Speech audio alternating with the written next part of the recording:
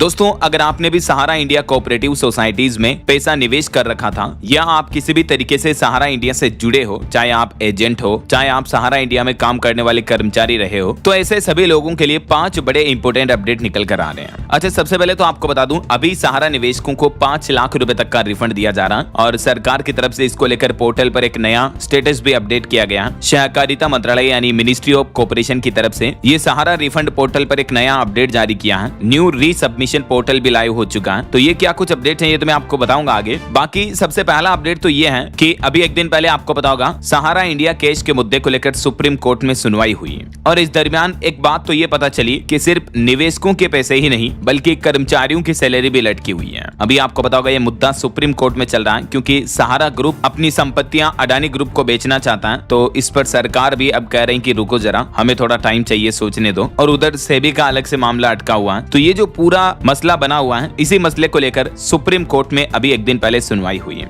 तो इस सुनवाई के दौरान एक बात पता चली है कि एक तो सहारा और अडानी के बीच प्रॉपर्टी डील में भी देरी होने की आशंका दिख रही है क्योंकि फिलहाल तो सुप्रीम कोर्ट ने 6 सप्ताह तक के लिए इस मुद्दे पर सुनवाई टाल दी है क्योंकि केंद्र सरकार ने भी इस मामले पर अपनी तरफ से जवाब देने के लिए समय मांगा है और केंद्र सरकार ने भी कहा कि हमें कम से कम 6 सप्ताह का समय चाहिए। तो सुप्रीम कोर्ट ने केंद्र सरकार की ओर से सॉलिसिटर जनरल तुषार मेहता के इस अनुरोध का चिंतन किया और अदालत ने इस अनुरोध को स्वीकार करते हुए इस मामले की सुनवाई 6 सप्ताह तक के लिए टाल दी है। अब ऐसे में 6 सप्ताह का मतलब अभी तो ये महीना आधा जा चुका है नवंबर का, 2 सप्ताह तो इस महीने के पकड़ लो, 4-5 सप्ताह अगले महीने के मिलेंगे दिसंबर के। तो कहने का मतलब 2026 नए साल की शुरुआत में सहारा निवेशकों को एक बड़ी खुशखबरी मिल सकती है। मतलब 2026 तक सहारा के निवेशकों को ये बड़ी राहत मिल सकती है, उनका पूरा पैसा उन्हें वापस मिल सकता है क्योंकि हाल ही में आपको पता होगा अक्टूबर से पहले जो पिछले महीने सितंबर में इस मुद्दे पर सुनवाई हुई थी सुप्रीम कोर्ट ने, तब भी सुप्रीम कोर्ट ने 5,000 करोड़ के भुगतान की मंजूरी दी थी। अदालत ने सहारा फंड से ये 5,000 करोड़ निकालकर निवेशकों को लौटाने की मंजूरी दी थी, राइट। तो ये रकम कुल 24,000 करोड़ रुपए से दी जाएगी जो कि सहारा ग्रुप ने market regulator security and exchange board of India यानी सेबी के पास जमा कर रखे हैं। अब इस मामले पर भी अभी अड़चन आ रही है। उधर सहारा ग्रुप का तो कहना कि हमने सेबी में इतने 24,000 करोड़ रुपए दे दिए, ठीक है, लेकिन इधर सेबी की तरफ से एक नया बयान आ रहा। तो चलिए मैं आपको ये पूरी कहानी थोड़ी स्टेप बाय स्टेप वाइज समझाता हूँ ताकि आप आसानी से समझ पाओगे कि अभी तक मामला कहां तक पहुंचा और क्या इंटरनल मुद्दे चल रहे हैं, ठीक है। देखिए, एक तो अडानी ग्रुप भी सहारा की प्रॉपर्टीज संपत्ति वगैरह खरीदने को तैयार है, लेकिन फिर भी आखिर क्यों नहीं बिक पा रही है सहारा की 12,000 करोड़ की संपत्तियां। एक्चुअली सहारा ग्रुप ये चाहता है कि वो अपनी संपत्तियां अडानी ग्रुप को बेच दे और उनसे जो पैसा आएगा उससे निवेशकों का पैसा लौटा दे। सहारा ग्रुप ने इसको लेकर बिल्कुल ये भी साफ कर दिया कि जो भी ये संपत्ति बेची जाएगी अडानी ग्रुप को, ये जो भी डील होगी, इस बिक्री से मिलने वाला पूरा पैसा सुप्रीम कोर्ट के निर्देशानुसार सेबी सहारा रिफंड अकाउंट में जमा किया जाएगा ताकि निवेशकों को पैसा लौटाया जा सके, राइट। और दिलचस्प बात पता है क्या कि अडानी प्रॉपर्टीज जो अडानी ग्रुप है वो भी इन सभी संपत्तियों को एक साथ खरीदने के लिए तैयार है। पिछले महीने जो 14 अक्टूबर को अडानी ग्रुप के वकील की तरफ से कोर्ट में खुद ये बताया गया था कि वे इन सभी की सभी 88 संपत्तियों को जैसे के तैसे जिस हाल में है एज इज वेयर इज इस आधार पर खरीदने को राजी है। तो फिर आखिर मसला क्या चल रहा है, फिर आखिर क्यों नहीं बिक पा रही है सहारा की ये 12,000 करोड़ की संपत्तियां। तो अब यहाँ आता है केंद्र सरकार का रोल, क्योंकि एक्चुअली केंद्र सरकार को इस बात का भी डाउट है कि सहारा ग्रुप जो इन सभी प्रॉपर्टीज को बेचेगा तो फिर इस बात की क्या गारंटी है कि सहारा ग्रुप उन पैसों को पूरे सेबी रिफंड अकाउंट में जमा कर देगा। कहीं ये सहारा ग्रुप के जो अभी मैनेजिंग पोस्ट पर जो आदमी है वो कहीं पैसों को लेकर देश से बाहर भाग गए, तो समझ रहे हो। मतलब केंद्र सरकार को लिटरली इस बात का डाउट है। अब इस मामले में केंद्र सरकार ने क्या टांग अड़ाई समझिए जरा। सहारा की टोटल 88 संपत्तियां हैं और अडानी को बेचने को लेकर 12,000 करोड़ की डील हुई है कि हम 12,000 करोड़ में 88 संपत्तियां दे देंगे। तो मामला पहुंचा सुप्रीम कोर्ट तक और सुप्रीम कोर्ट में फिलहाल इस मुद्दे को लेकर सुनवाई भी टाल दी गई 6 सप्ताह के लिए। क्यों? क्योंकि केंद्र सरकार के जो सॉलिसिटर जनरल हैं उन्होंने सुप्रीम कोर्ट में ये कहा कि हमें इस मुद्दे पर जवाब देने के लिए 6 सप्ताह का वक्त चाहिए कि हम इस डील को मंजूरी देंगे या नहीं देंगे, क्योंकि केंद्र सरकार का जो सहकारिता मंत्रालय है वो भी इस मामले में पक्षकार बनाने की मांग कर रहा है। वो कह रहा है कि हमें भी इस डील में शामिल करो, ऐसा, ताकि डील ज्यादा ट्रांसपेरेंट रहे और कहीं कोई फर्जीवाड़ा होने का डाउट शंका न बनी रहे। तो सहारा इंडिया परिवार की संपत्तियों को लेकर चल रही रसाकसी अब एक नए मोड़ पर आ गई है, क्योंकि बात हजारों करोड़ रुपए की है और इसमें देश के 2 बड़े कॉर्पोरेट नाम जिसका नाम है सहारा और अडानी दोनों आमने सामने आ रहे हैं। क्योंकि इधर सहारा ग्रुप तो अपनी आर्थिक तंगी दूर करने के लिए और अपने जो भी निवेशकों के बकाया पैसे हैं उनको चुकाने के लिए बेशकीमती संपत्तियां अडानी ग्रुप को बेचना चाहता है, ठीक है। लेकिन केंद्र सरकार ने सुप्रीम कोर्ट में इस मामले पर जवाब दाखिल करने के लिए अब और वक्त मांग लिया है। तो फिलहाल 6 सप्ताह तक के लिए सुनवाई टल गई क्योंकि पूरा मैटर ही अब केंद्र सरकार के क्लियरेंस पर चला गया। सहारा इंडिया कमर्शियल कॉर्पोरेशन लिमिटेड ने सुप्रीम कोर्ट में ये गुहार लगाई कि उसे अपनी 88 संपत्तियों को अडानी प्रॉपर्टीज को बेचने की इजाजत दी जाए और ये डील टोटल 12,000 करोड़ में होनी है, राइट। तो सुप्रीम कोर्ट ने केंद्र सरकार से भी इस मामले को लेकर पूछा कि आपको तो कोई दिक्कत ही नहीं है। तो इसी बात पर केंद्र सरकार ने कहा कि हमें 6 सप्ताह का और वक्त चाहिए, कम से कम 6 सप्ताह में हम सोचेंगे। तब तक कोऑपरेटिव सोसाइटीज का जो मिनिस्ट्री मंत्रालय है वो तय करेगा कि इस डील को आगे प्रोसीड किया जाए या नहीं, ऐसा। क्योंकि ये डील भी कोई सिर्फ जमीन के टुकड़ों की डील नहीं है, बल्कि दोस्तों इसमें देश की कुछ सबसे प्रतिष्ठित संपत्तियां शामिल हैं। सहारा ग्रुप जिन 88 संपत्तियों को बेचना चाहता है उसमें देखिए आप, एक तो महाराष्ट्र की मशहूर एमबी वैली सिटी, दूसरी मुंबई का होटल सहारा स्टार, तीसरी लखनऊ का सहारा शहर व चौथी सहारागंज। इस तरह की कई हाई वैल्यूएशन वाली और देश की नामचीन प्रॉपर्टीज इसमें शामिल हैं। लेकिन अडानी ग्रुप के पास तो पैसा खूब है, तो अडानी ग्रुप कहता है कि हम जैसी हालत में हैं इन सभी संपत्तियों को खरीदने के लिए तैयार हैं।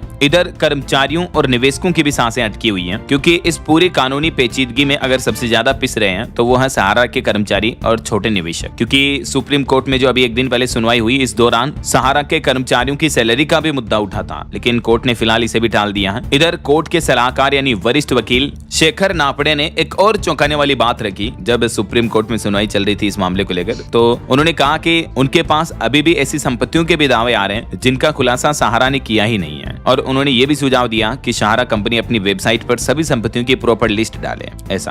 क्योंकि सहारा की दलील है कि उनके संस्थापक सुब्रत रॉय के 2023 में निधन के बाद से संपत्तियों को संभालना काफी मुश्किल हो गया है, और सेबी अपनी तरफ से भी संपत्तियों को बेचने की कोशिश कर रहा है लेकिन बेच नहीं पा रहा है। इसलिए सहारा खुद इन संपत्तियों को बेचकर अपनी देनदारियां जो है वो खत्म करना चाहता है। बाकी ये जो विवाद है दोस्तों, ये 1 दशक से भी ज्यादा पुराना हो चुका है, क्योंकि 2010 से ही ये पूरा मामला चला आ रहा है और कॉर्पोरेट जगत के सबसे लंबे विवादों में से एक बन गया है। 2012 में सुप्रीम कोर्ट ने सहारा को आदेश दिया था कि वह निवेशकों से गलत तरीके से जुटाए गए 24,000 करोड़ रुपए 15% ब्याज के साथ लौटाएं, ठीक है। और इधर सहारा ने भी दावा कर रखा है कि वह तकरीबन 16,000 करोड़ रुपए तो ऑलरेडी सेबी के पास जमा कर चुका है, जबकि इधर सेबी का कहना है कि अभी भी 9,000 करोड़ रुपए से ज्यादा का हिसाब बाकी है, और सुब्रत रॉय को भी इसी मामले में जेल भी जाना पड़ा था। तो अब देखना यह होगा दोस्तों कि क्या 6 सप्ताह बाद सरकार के जवाब के साथ ये डील आगे बढ़ पाएगी या फिर निवेशकों को और लंबा इंतजार करना होगा। ये तो खैर वक्त ही बताएगा, लेकिन इस मामले में अब 2 चीजें दिख रही हैं कि अगर केंद्र सरकार इस सहारा ग्रुप की संपत्तियों को अडानी ग्रुप को बेचने की डील को मंजूरी दे देता है, ठीक है ना, तो इधर सहारा ग्रुप के पास 12,000 करोड़ रुपए और आ जाएंगे। और इधर सेबी का क्या कहना है कि हमारा तो अब 9,000 करोड़ रुपए या इससे थोड़ा बहुत ज्यादा और हिसाब बाकी है, तो इधर सहारा ग्रुप के पास तो 12,000 करोड़ रुपए आ जाएंगे, तो वो इधर सेबी को चुकता कर देगा, तो सेबी के पास पूरा पैसा पहुंच जाएगा निवेशकों को देने के लिए, राइट। तो 6 सप्ताह बाद 2026 की शुरुआत में अगर इस डील को मंजूरी मिल जाती है तो जनवरी, फरवरी, मार्च तक जो पहली तिमाही होगी उसमें उम्मीद है दोस्तों कि सहारा निवेशकों के लिए पूरा पैसा अडानी ग्रुप के द्वारा सहारा ग्रुप तक पहुंच जाएगा और सहारा ग्रुप इस पैसे को सेबी को दे देगा। क्योंकि इस डील में ऑलरेडी सहकारिता मंत्रालय और इधर केंद्र सरकार भी पक्षकार बनने जा रहे हैं, तो कहीं कोई फर्जीवाड़ा होने की गुंजाइश भी नहीं रहेगी, और ये डील जैसे ही कंप्लीट होगी फिर सहारा निवेशकों के लिए पैसा पाने का रास्ता और भी आसान हो जाएगा। अच्छा, इसके अलावा दोस्तों जैसा कि मैंने आपको शुरुआत में बताया था कि सहकारिता मंत्रालय की तरफ से जो सहारा रिफंड पोर्टल शुरू किया गया उस पर अभी ये एक पॉपअप आ रहा है, देख सकते हैं आप कि new resubmission portal live now, attention depositors for home deficiencies and और payment failure have been communicated. इस पॉपअप को मैं आपको हिंदी में बता दे रहा हूँ, देख सकते हैं आप कि पुनः प्रस्तुति पोर्टल में आपका स्वागत है। एक्चुअली जिन लोगों ने सहारा रिफंड के लिए ऑनलाइन आवेदन किया है लेकिन अगर उनके आवेदन किसी वजह से रिजेक्ट हो चुके हैं तो यह पोर्टल उन्हीं के लिए शुरू किया गया। रीसबमिशन यानी पुनः प्रस्तुतिकरण आप दे सकते हैं, और अभी तक सरकार वर्तमान में 5 लाख रुपए तक के दावे के लिए पुनः प्रस्तुतियां यानी फॉर्म रीसबमिशन स्वीकार कर रही है। बाकी 5 लाख रुपए से ज्यादा की कुल राशि के दावे को पुनः प्रस्तुत करने की तिथियों की घोषणा बाद में की जाएगी, और ये जो पुनः प्रस्तुत दावों पर कार्यवाही है ये 45 दिवस के अंदर अंदर की जाएगी। तो कहने का मतलब जिन लोगों ने पहले फॉर्म भरा था और अगर किसी कारणवश त्रुटि हो चुकी है तो सिंपली आप इस पोर्टल पर जाएं moc-resubmit.crcs.gov.in। CRCS यानी central registrar of cooperative societies का जो ये पोर्टल है, इसके ऊपर जाना आपको और यहाँ पर रीसबमिशन लॉगिन मिलेगा। रीसबमिशन लॉगिन में आपसे एक ही चीज पूछी जाएगी, CRN नंबर, जो क्लेम रिक्वेस्ट नंबर आपको मिले होंगे जब आपने सहारा रिफंड के लिए एप्लीकेशन भरा होगा तब, ठीक है ना। तो वो CRN नंबर डालना और यहाँ पर कैप्चर डालना, फिर वैलिडेट बटन पे क्लिक करना। उसके बाद आगे का क्या प्रोसेस रहेगा तो सिंपली आप इस यूजर मैनुअल बटन पे क्लिक करना, तो आपके सामने ये PDF फाइल खुल जाएगी और इसमें सारी चीजें स्टेप बाय स्टेप गाइडलाइंस में दी हुई है, ठीक है ना, विथ स्क्रीनशॉट अटैच कर रखे हैं, तो किसी बात की टेंशन लेने की जरूरत नहीं है। आधार कार्ड नंबर, OTP वगैरह वेरिफिकेशन होगा, और जो भी आपसे जानकारियां आगे फॉर्म में पूछी जाएगी स्टेप बाय स्टेप आप उन जानकारियों को भर करके रीसबमिट कर सकते हैं अपना फॉर्म, जो कि आपका पहले किसी कारणवश रिजेक्ट हो चुका है तो, ठीक है। इसके अलावा अगर आप नए रिफंड के लिए अप्लाई करना चाहते हैं तो CRCS सहारा रिफंड पोर्टल लिख करके सिंपली गूगल में आप एक बार ये चीज सर्च करना, तो आपके सामने ये पोर्टल आएगा amorefund.crcs.gov.in, ठीक है, /depositors। तो इस पोर्टल पर आप जाओगे तो यहाँ पर आप देख सकते हैं 2 बटन लिखे हुए हैं, डिपोजिटर्स लॉगिन या डिपोजिटर्स रजिस्ट्रेशन। अगर आपने पहले से अप्लाई कर रखा है तो आधार कार्ड नंबर के लास्ट 4 डिजिट नंबर डाल करके और लिंक्ड मोबाइल नंबर डाल के कैप्चा डाल के गेट OTP बटन पे क्लिक करना है। अगर आपने पहले से रजिस्ट्रेशन नहीं किया हुआ, फ्रेश रजिस्ट्रेशन है, तो इस पे क्लिक करना सिंपली। यहाँ भी स्टेप वही रहेगी, लेकिन इस प्रोसेस में आगे आपको पूरा फॉर्म भरना होगा, पूरी डिटेल सबमिट करनी होगी, आपके सहारा की रिसिप्ट वगैरह अटैच करनी होगी और आपका आधार कार्ड, पैन कार्ड वगैरह ये डॉक्यूमेंट स्कैन करके साथ में रखना। इस पोर्टल पर भी न्यू अप्लाई कैसे करना है सहारा रिफंड के लिए, तो इसका भी यूजर मैनुअल दिया हुआ है। सिंपली आप इस बटन पे क्लिक करोगे तो आपको ये कंप्लीट PDF में पता चल जाएगा दोस्तों। स्क्रीनशॉट अटैच कर रखें स्टेप बाय स्टेप, बहुत ही आसान इजी प्रोसेस है, तो इनको आपको कंप्लीट करने की रहेगी, ठीक है ना। ये सारे ऑफिशियल लिंक्स जो हैं वो मैं आपको इस वीडियो के नीचे अटैच कर दूंगा। बाकी अभी तक शॉर्ट समरी में बताऊं इस वीडियो के जो हाइलाइट्स रहे हैं कि 6 सप्ताह बाद सुप्रीम कोर्ट में सुनवाई होगी। अगर सहारा ग्रुप की और अडानी ग्रुप की डील डन हो जाती है केंद्र सरकार की मंजूरी के साथ ही, तो सहारा निवेशकों के लिए रिफंड मिलना और भी आसान हो जाएगा। आगे जो भी अपडेट आएंगे 6 सप्ताह बाद सुनवाई में सुप्रीम कोर्ट क्या कहता है और केंद्र सरकार क्या कहती है, तो लाइव अपडेट्स में आपको बताता रहूंगा इसी चैनल DLS न्यूज के माध्यम से। तो बिल्कुल आप जुड़े रहेगा मेरे साथ, इस चैनल को सब्सक्राइब करके बेल आइकन जरूर दबा दीजिएगा और इस वीडियो पर एक लाइक और शेयर भी कर देना, ताकि आपको रोजाना की ताजा खबरें, महत्वपूर्ण मुख्य समाचार, काम की न्यूज अपडेट सबसे पहले आपके मोबाइल पर मिलते रहेंगे। ओके, ख्याल रखिएगा अपने आप का, अपने परिवार का। मिलेंगे अगले नेक्स्ट अपडेट में, तब तक के लिए जय हिंद, जय भारत, वंदे मातरम।